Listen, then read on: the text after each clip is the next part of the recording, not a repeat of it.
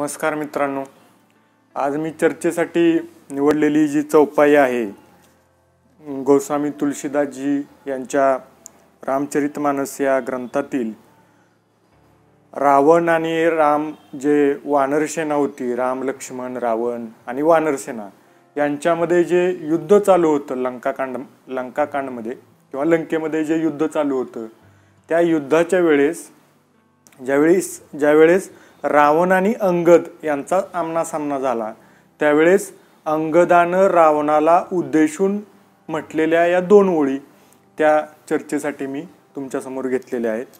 तर त्या अशा आहेत. अंगद रावणाला म्हणतोय की कौल काम बस कृपीन बिमूढा अतिदरिद्र अजसी अतिबूढा सदा रोग बस संतत क्रोधी विष्णु विमुख श्रुती संत विरोधी तनुपोषक निंदक अगखानी जीवत सवसम 14 प्राणी. आणि म्हणून मी तुला मारण्यामध्ये काय अर्थ नाही असं अंगद रावणाला म्हणाल. म्हणजे काय तर 14 प्रकारचे दुर्गुण, 14 मधला एक दुर्गुण, एक जरी दुर्गुण या चौपाईमध्ये सांगितलेले 14 दुर्गुण आहेत. त्यातला एक जरी दुर्गुण ज्याच्यामध्ये असेल तो जिवंत असून सुद्धा मेल्यासारखाच आहे. त्यामुळे अंगद रावणाला म्हणतोय की हे सगळेच दुर्गुण तुझ्यामध्ये दिसत आहेत, त्यामुळे तुला मारण्यामध्ये माझा अजिबात इंटरेस्ट नाही. आजच्या भाषेत जर सांगायचं म्हटलं अंगद रावणाला म्हणतोय. अंगद हा कोण होता? वालीचा पुत्र, वालीचा मुलगा होता. वाली वानरांचा राजा, सुग्रीवाचा भाऊ, त्याचा मुलगा अंगद होता. हा अंगद लढत असताना एवढ्या मोठ्या रावणाला असं म्हणतोय की तू आधीच मेल्यात जमाय, आधीच मेलेलाच आहेत तू, कारण तुझ्यात हे 14च्या 14 दुर्गुण आहेत, त्यामुळे तू आधीच मेलेला आहे, तुला मारण्यात माझा अजिबात इंटरेस्ट नाही. मग असे 14 दुर्गुण कोणते किंवा असे 14 प्रकारचे मेलेले लोक कोणते, 14 प्रकारचे मृत लोक कोणते ते या चौपाईच्या माध्यमातून तुलसीदासाने आपल्याला सांगितलेलं आहे. तर त्यातल्या आता आपण एक एक बघूया. तर पहिला आहे कौल. कौल हा शब्द आहे पहिला. तर कौल म्हणजे काय? वाममार्गी. वाममार्गी म्हणजे समाजाच्या काही नियम परंपरा मर्यादा सोडून, म्हणजे प्रत्येक गोष्टीमध्ये काहीतरी नकारात्मकता शोधायची. कोणती चांगली जरी गोष्ट असली समाजातली तरी त्यामध्ये काहीतरी नकारात्मक, काहीतरी खोड काढायची आणि त्याला विरोध करायचा. म्हणजे सतत प्रत्येक गोष्टीमध्ये नकारात्मकता शोधायची आणि समाजाच्या विरोधात काहीतरी करत राहायचं. यांना काय म्हणतो आपण? वाममार्गी. किंवा पूर्वीच्या काळामध्ये वाममार्ग कशाला म्हटलं जायचं? तांत्रिक किंवा अंधश्रद्धा जे आपण म्हणतो की अंधश्रद्धा ठेवू नये, अशा तांत्रिक लोकांना वाममार्गी असं म्हटलं जायचं. कारण हे काही करायचो, जादू टोना तंत्र मंत्र हे असले प्रकार हे वाममार्गी लोक करत असतात. अजून वाममार्गामध्ये व्यसनी लोक आहेत किंवा आपण आतंकवादी नक्षलवादी असं म्हणतो. हे काय समाजाच्या म्हणजे हिताचे नाहीत, समाजासाठी घातक जे मार्ग आहेत, जे समाजाला घातक आहेत, अहित करणारे समाजाचा आहेत, असे मार्ग आपण वाममार्ग म्हणतो. आणि या वाममार्गी लोक हे काय आहेत? जिवंत असूनही समाजासाठी मेल्यासारखे आहेत. मग अशा लोकांना आपण अशा लोकांचा धिक्कार करायचा का? आपली संस्कृती आपला धर्म हे असं शिकवत नाही. कुणाचा धिक्कार करायचा हे आपली संस्कृती शिकवत नाही. आपली संस्कृती काय शिकवते? अशा वाममार्गी लोकांना चांगला मार्ग पटवून देऊन चांगल्या मार्गावर कसं आणता येईल याचा प्रयत्न केला पाहिजे. ओके. सेकंड, दुसरं मृत कुणाला म्हणायचं? म्हणजे जिवंत असूनही मेलेला कुणाला म्हणायचं? तर सदा कामबस. कामबस म्हणजे कामी, भोगी, ज्याला भोगणे याच्याशिवाय दुसरं काही कळतच नाही, वासनांध लोक, असे लोक मेल्यातच जमायत. जिवंत असूनही मेल्यासारखेच आहेत. ते सतत इच्छेच्या अधीन असतात. म्हणजे त्यांना सतत इच्छा असते कशाची इच्छा असते. कोणाला प्रतिष्ठेची इच्छा असते, कोणाला पदांची इच्छा असते, कोणाला कशाची. अशी सतत इच्छेंच्या जो अधीन आहे, म्हणजे स्वतःचं त्याचं काही अस्तित्वच राहत नाही ना, तो दुसऱ्या कशा तरी इच्छेच्या अधीन असेल, दुसऱ्या कशाच्या तरी अधीन असेल, तर त्याचं स्वतःचं अस्तित्व काय? आणि ज्याला स्वतःचं अस्तित्व नाही तो जिवंत असून फायदा काय? ज्याला स्वतःचा निर्णय घेता येत नाही समजा, त्याला जिवंत असून फायदा काय? तो मेलेलाच आहे ना. जर तो दुसऱ्यांच्या इच्छेप्रमाणे जगत असेल, म्हणजे त्याला इच्छा होईल तसा तो वर्तणूक करत असेल, अशी व्यक्ती मेल्यातच जमा आहे. बरोबर. तसं पहिलं जर बघितलं वाममार्गी लोकसुद्धा ते स्वतःचं त्यांना अस्तित्व नसते.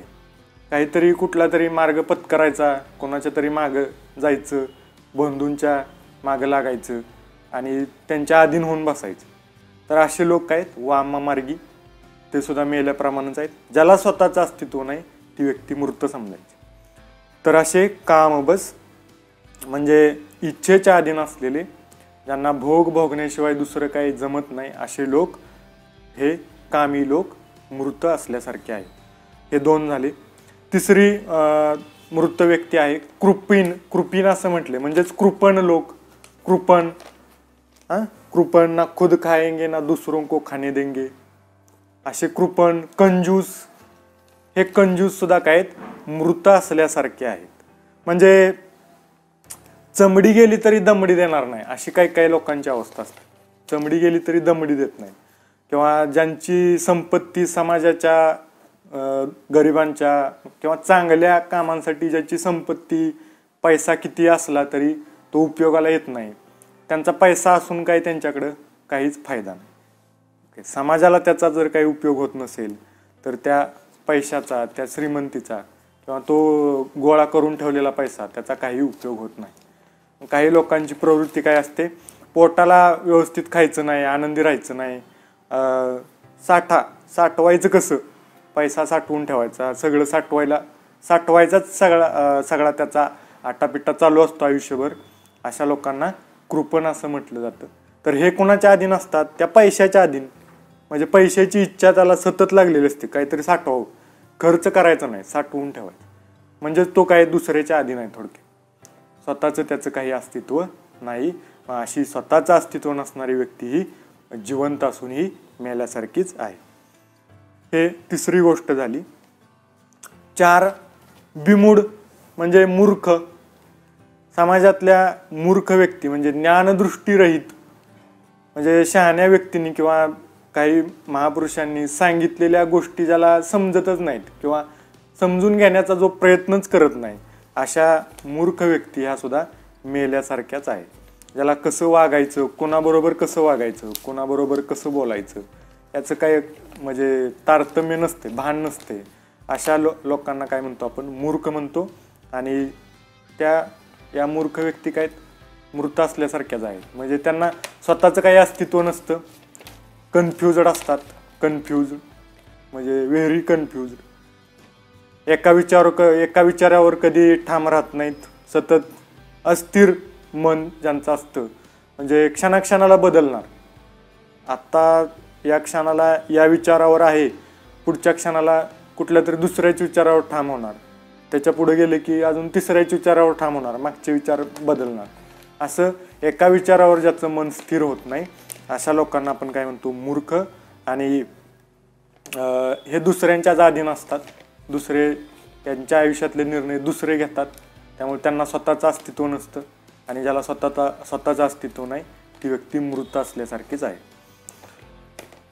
4 गोष्टी झाल्या: वाममार्गी, कामी, कृपण आणि अतिमूर्ख.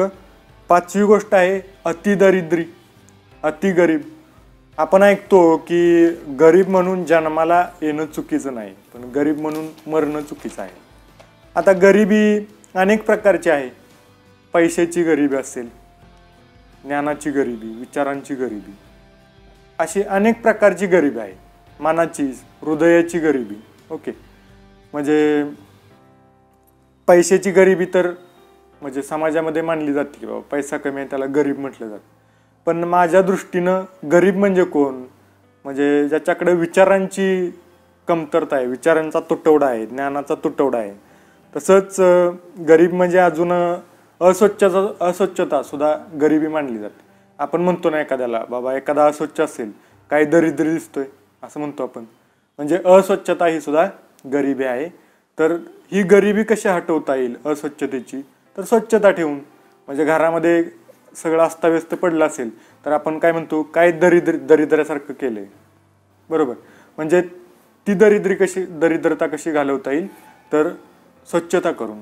विचारांची दरिद्रता कशी घालवता येईल, तर चांगल्या विचारांच्या लोकांमध्ये राहून, पुस्तकं वाचून विचारांची दरिद्रता घालवता येईल, ज्ञानाची दरिद्रता घालवता येईल.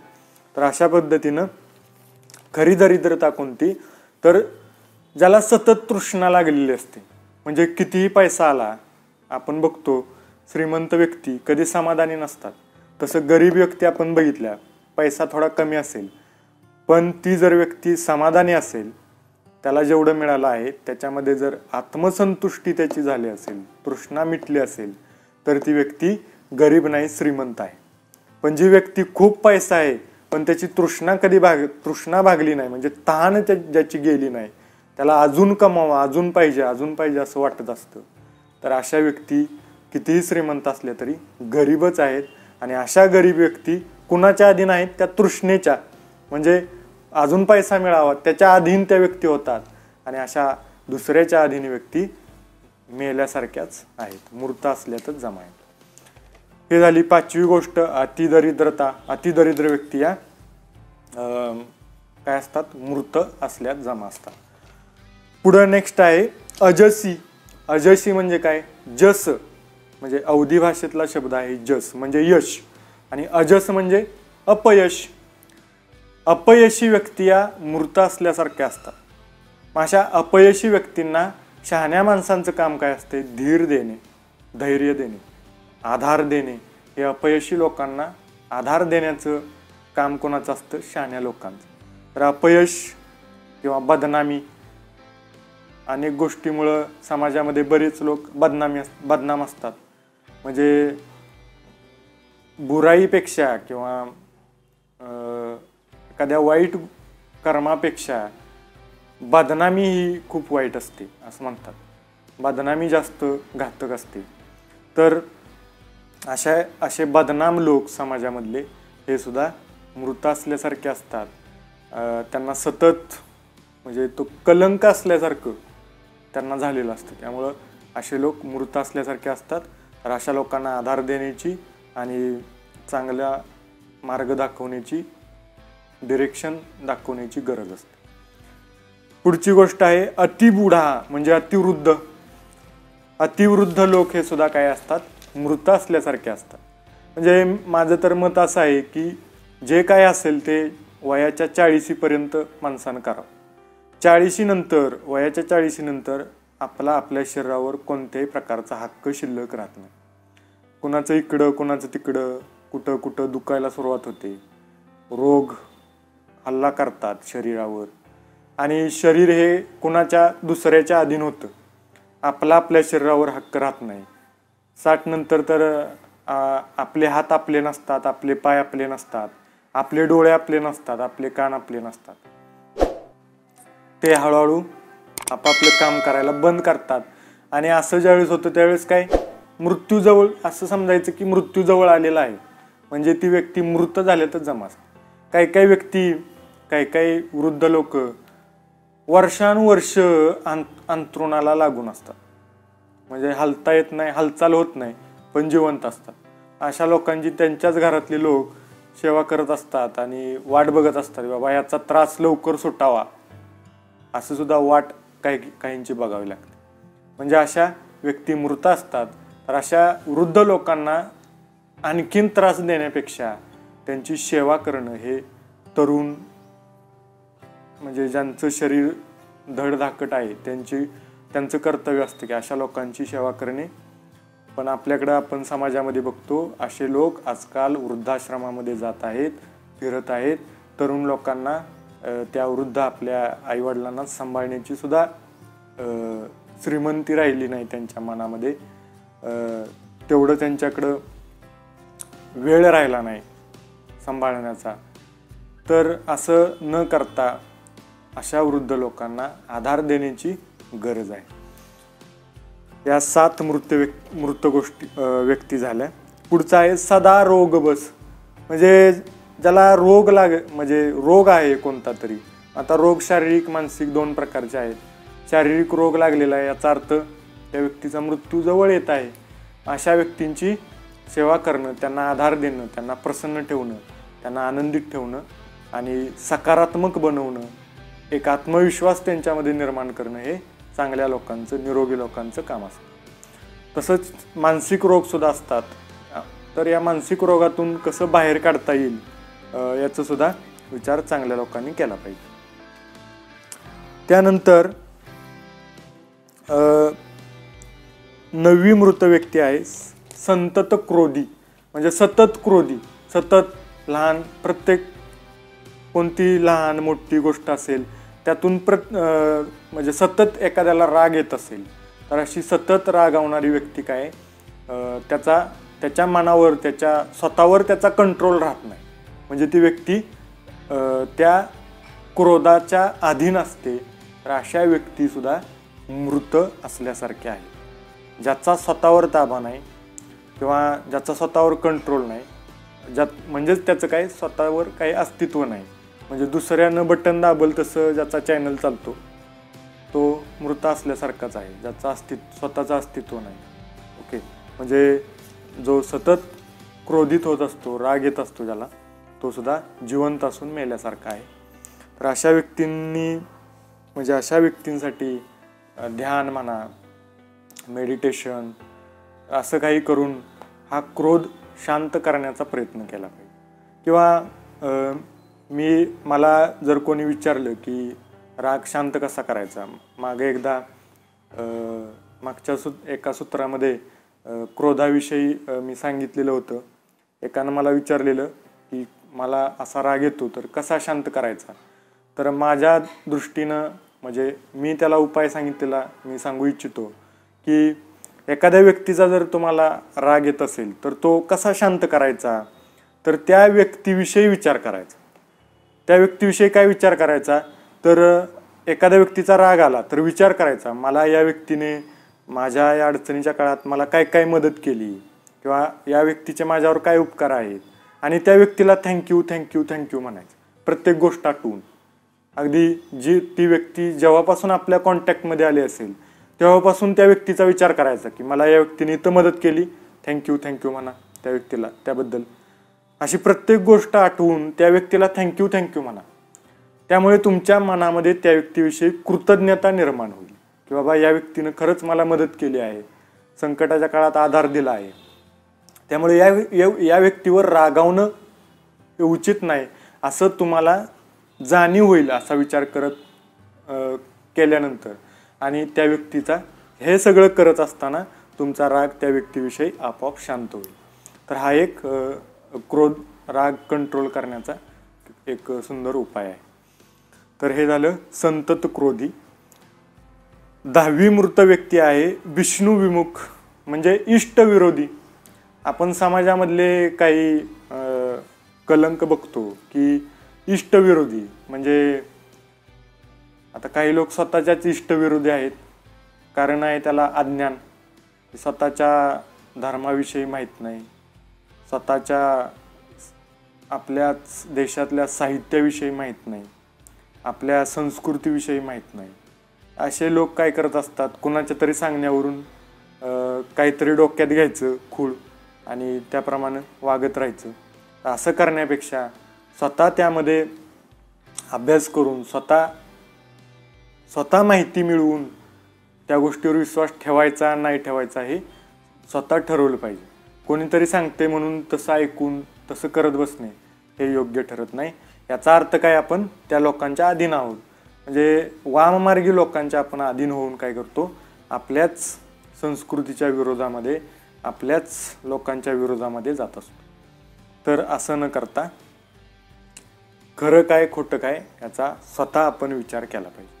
ओके, नेक्स्ट असा आहे पुढची मृत व्यक्ती आहे श्रुती संत विरोधी. म्हणजे आपल्याच महापुरुषांच्या विरोधामध्ये काहीतरी कोणाकडून तर ऐकायचं आणि आपल्याच लोकांच्या विरोधामध्ये जायचं. असे लोक काय आहेत, मृत असल्यासारखे आहेत दुसऱ्याच्या अधीन. तर संत किंवा महापुरुष आपल्या देशामध्ये होऊन गेलेले हे काय असे सहज झाले नाहीत, किंवा ते सगळेच लोक काय मूर्ख नव्हते. एवढेच आपला भारत हा संतांचा, शुरांचा, वीरांचा असं देश म्हणतो आपण. तर ते काही लोक सगळेच म्हणजे वेडे नव्हते. हे सगळं इतकं सगळं संतांनी आपल्यासाठी करून ठेवलं शुरांनी, वीरांनी. तर ते काही लोक वेडे नव्हते. त्यामुळं त्यांना मानलं पाहिजे.